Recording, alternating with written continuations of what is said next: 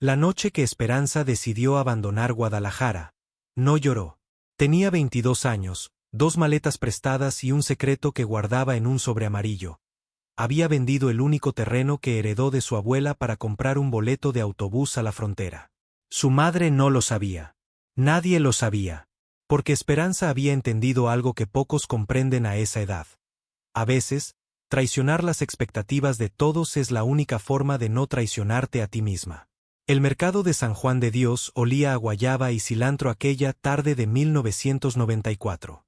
Esperanza caminaba entre los puestos mientras su madre negociaba el precio de los jitomates, cuando escuchó a 2 mujeres hablar sobre Boston. Una de ellas, Doña Refugio, presumía que su hija ganaba en una semana lo que ellas ganaban en un mes, cuidando niños americanos. Pero que Soledad, decía la otra mujer con lástima. Esperanza se detuvo. No por la promesa del dinero, sino por esa palabra, soledad. Llevaba meses sintiéndose sola en su propia ciudad, comprometida con un hombre que la veía como una extensión de su cocina, trabajando en la tienda de telas de su tío donde su único futuro era envejecer midiendo metros de popelina. Esa noche, mientras su prometido hablaba de la fecha de la boda, Esperanza calculaba. 3 años cuidando niños en Boston. 3 años para juntar dinero, aprender inglés perfecto, regresar diferente. No rica, pero libre. Le devolvió el anillo 2 semanas después. Él lo lanzó al piso. ¿Quién te va a querer ahora?, le dijo. Su madre lloró durante días, pero Esperanza había dejado de sentir miedo el día que vendió el terreno de su abuela.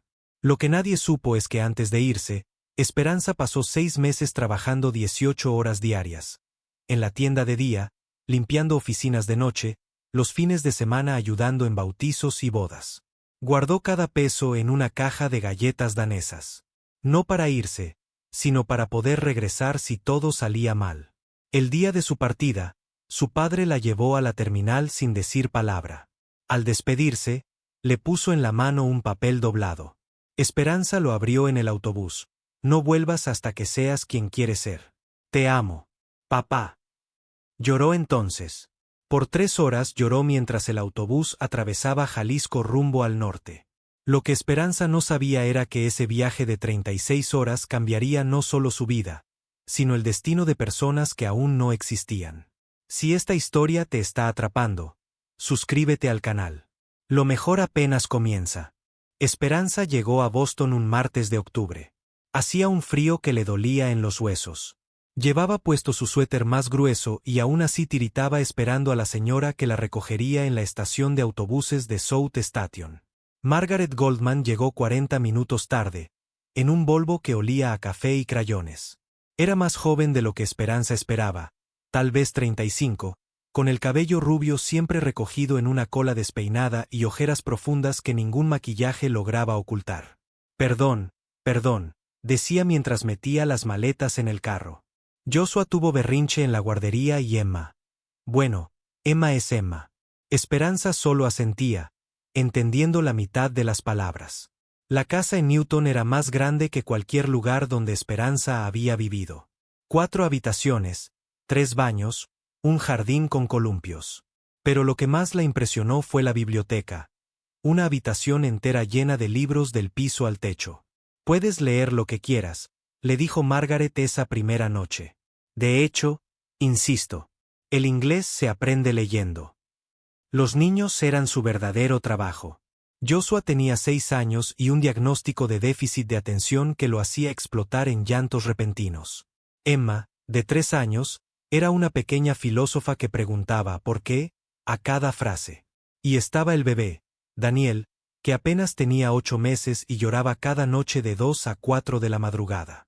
Margaret era abogada en un bufete prestigioso. Su esposo, Robert, cirujano cardiovascular. Ambos salían antes del amanecer y volvían después del anochecer.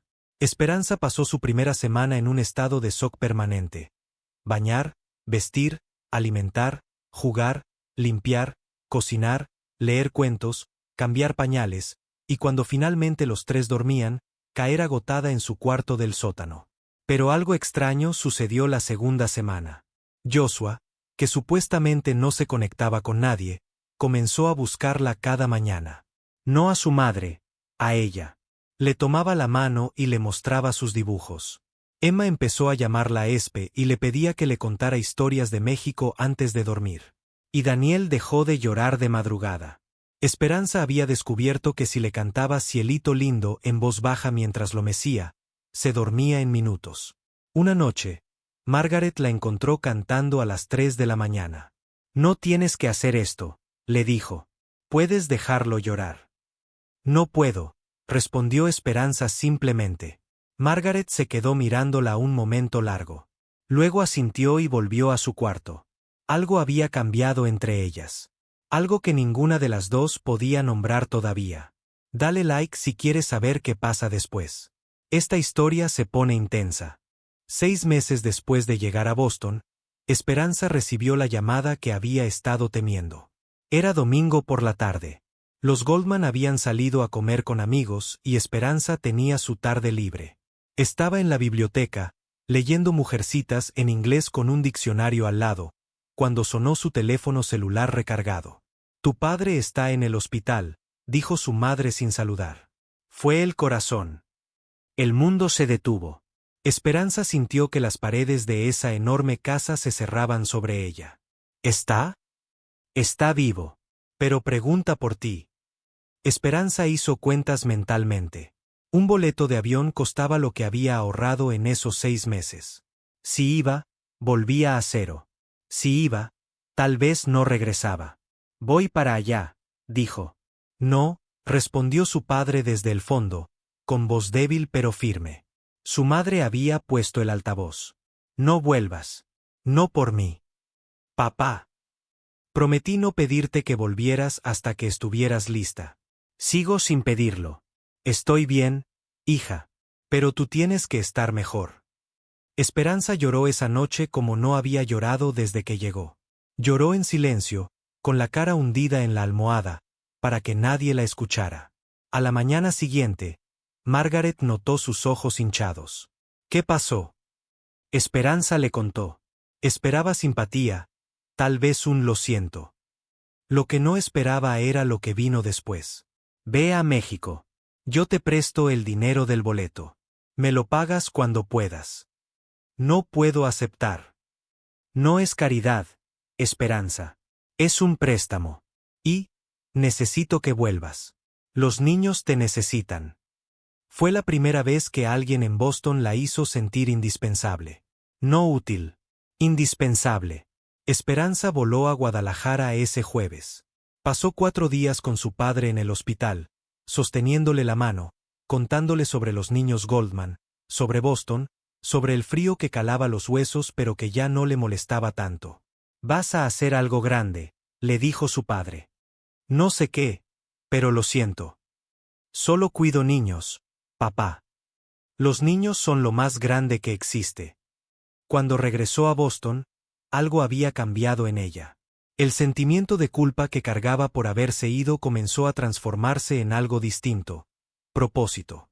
Joshua corrió a abrazarla en el aeropuerto. Pensé que no volvías, le dijo. Siempre vuelvo, prometió Esperanza. No sabía entonces cuánto peso tendrían esas palabras.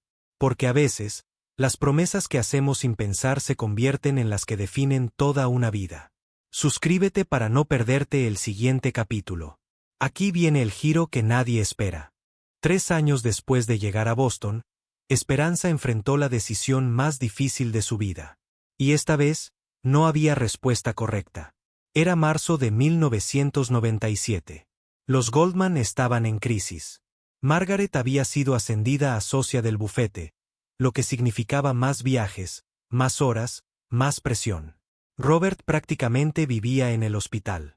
Y los niños, especialmente Joshua, se estaban desmoronando.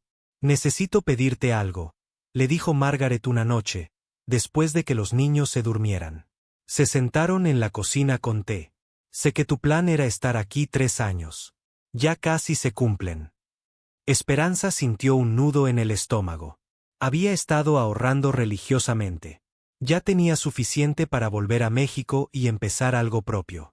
Una pequeña escuela de inglés, tal vez. Había sido el plan desde el principio. Necesito que te quedes, continuó Margaret. No solo como niñera, como parte de esta familia. Con contrato formal, visa de trabajo, seguro médico, todo legal. Y hizo una pausa.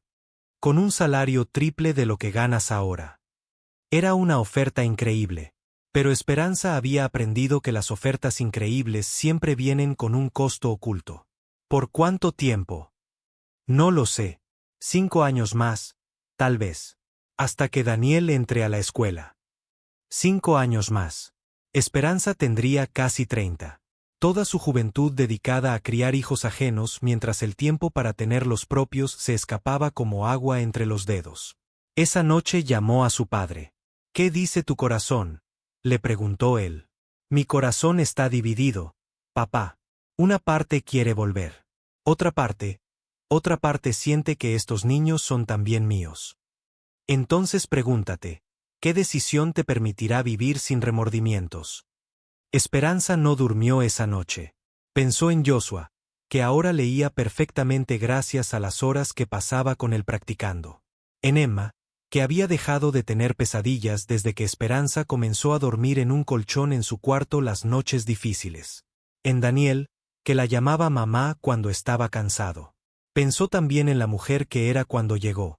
Asustada, sola, huyendo de una vida que no eligió. Y en la mujer que era ahora. Más fuerte, más segura, con un inglés casi perfecto y una cuenta de ahorros que crecía cada mes. A la mañana siguiente, le dio su respuesta a Margaret. Me quedo. Pero con una condición. Margaret levantó las cejas. Quiero estudiar. Clases nocturnas en Community College. Y los fines de semana libres para hacerlo. Margaret sonrió por primera vez en semanas. Trato hecho. Lo que Esperanza no sabía era que esa decisión no solo cambiaría su futuro. Cambiaría también el de alguien que aún no conocía. Si esta historia te está moviendo algo por dentro, déjanos un like. La mejor parte viene ahora. Esperanza conoció a David en el lugar más improbable, en el autobús número 57 que tomaba cada martes y jueves para ir a sus clases de contabilidad en Bunker Hill Community College. Era octubre de 1999. Esperanza llevaba 2 años estudiando mientras trabajaba. Se había acostumbrado a sobrevivir con 5 horas de sueño, a memorizar vocabulario mientras preparaba el desayuno de los niños, a hacer tareas en el autobús. Ese martes, el autobús iba lleno. Un hombre de unos 35 años, con acento caribeño y una bolsa llena de libros de texto médicos, le ofreció su asiento. Gracias, pero puedo pararme, dijo Esperanza. Yo también, pero mis libros pesan menos que los tuyos. Ella sonrió. Era la primera vez en años que alguien fuera de la casa de los Goldman le hacía una broma. Se llamaba David Morales.